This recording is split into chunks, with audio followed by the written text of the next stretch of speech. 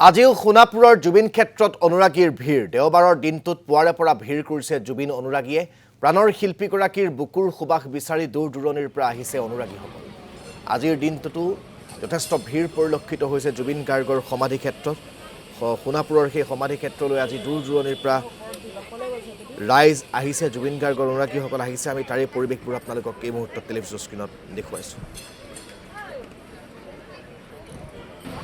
যাব নাই পৰা